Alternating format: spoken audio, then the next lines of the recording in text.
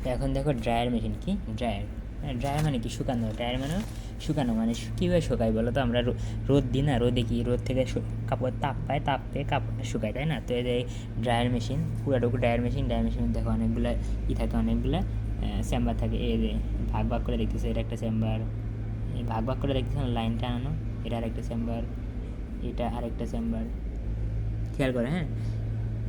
একটা চেম্বার, দুইটা চেম্বার, তিনটা চেম্বার, এভাবে চেম্বার থাকে। চেম্বারগুলোর ভিতর কী থাকে, আগের মতো মানে স্ট্যান্ডার্ড মেশিনের মতো চেম্বারগুলোর ভিতর হিট থাকে। তো ফ্যাব্রিক যখন মনে করো মনে করে ফ্যাব্রিকের সাইডটা, মনে করো ফ্যাব্রিকে যে আচ্ছা এখান থেকে মনে করো ফ্যাব্রিক আসতেছে, এদিক দিয়ে আসতেছে, এই চেম্বারগুলোর ভিতর দিয়ে আসার সময় তাপের তাপ গ্রহণ করে আর কি। ফ্যাব্রিক কী হয়, তাপ গ্রহণ করে, তাপ গ্রহণ করার কারণে ফ্যাব্রিকটা কী হয়, শুকিয়ে যায়, জাস্ট স্ট্যান্ডার্ড মেশিনের মতোই আর কি। তো এই দেখো এগুলো হলো আমার কি চেম্বার, হিটিং চেম্বার, একটা একটা একটা চারটা, হ্যাঁ। এই যে দেখো এটা হিটিং চেম্বার, এটা হিটিং চেম্বার, মানে এই যে পুরোটুকু হলো আমার হিটিং চেম্বার, পুরোটুকু হলো আমার হিটিং চেম্বার। হিটিং চেম্বারের ভিতরে হয়তো কোনো একটা সেলফ আকাশে, এটা আমার খুব সম্ভবত মনে হয়। আমরা ল্যাবে যেটা দেখছি, টায়ারের ভিতরে কী থাকে, তার থাকে না, হয়তো এই যে এটা হলো সেই, এই যে এগুলো হলো সেই তার, যাই হোক এগুলো হলাম এই যে এইটুকু বড়োটুকু হলো আমার এক একটা চেম্বার, একটা দুটা তিনটা চারটা। তো আমি বলছি কি ইনপুট সাইডে যে চেম্বার থাকে ওগুলোর তাপমাত্রা কম থাকে আর আউটপুট ওগুলোর বেশি থাকে।